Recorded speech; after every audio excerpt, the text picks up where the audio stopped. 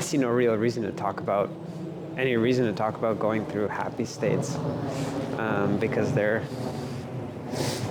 pleasant. So it's like, just enjoy it. But when you're in pain and suffering, you know, how, like, what do you do? Ugh. So, emotional pain. Feel it and talk through it, talk it out loud, journal it, so that it's understood what it is. Like, a friend of mine was saying he would just record and talk and talk and talk, and then he would listen to it later when he's in a better state. Because when you're in a low emotional state, you're not in a good space to do processing. So when you're in a low emotional state, the idea that my friend was presenting to me was to just be with it, write out the emotions. When you're in a better state, then you do the processing and analyzing of stuff like that. Because, and that's the thing with me, when I'm in a low emotional state, I want to do the analysis work at the same time. And the real truth is that because I'm in this low emotional state, it impedes the ability to do proper sort of objective processing of that state. So that's something to consider. If you keep these emotional energies inside of yourself, it can sort of harm your psyche. Yeah, another thing with stress, resentment, and pain. I know, in fact, when I'm going through a feeling of feeling extremely resentful, extremely hurt, usually being resentful comes from feeling hurt by someone. Actually, that's been my own analysis of when I try to track the source of bitterness and resentment, it comes from the sense of I have been hurt, I've been betrayed, I've been all this stuff.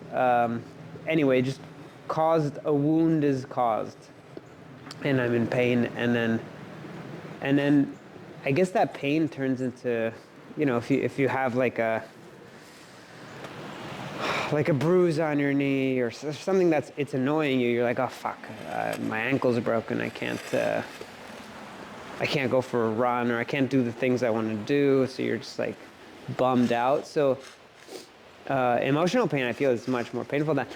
And when you're in these states, yes, they affect your psyche, but they affect the body too. I know for a fact I can't digest food properly when I'm in these states. So it's a funny thing.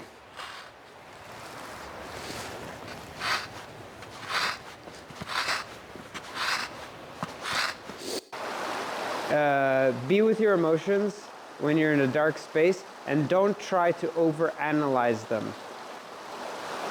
That's the advice that a friend gave me. I didn't really take that advice though, but I was with my emotions. I didn't try to say, how do I get happy? I was like, why is this here? Which, again, my friend was suggested, don't even do that. Just be with it. I struggle with that a lot.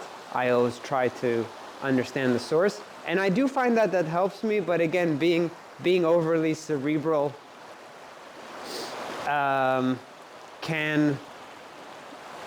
damage the feeling of just like feeling into it.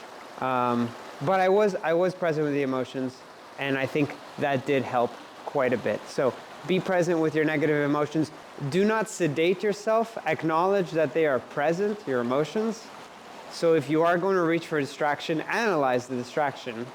I would advise what I was saying earlier, to focus on something specifically, like lifting weights or making a painting.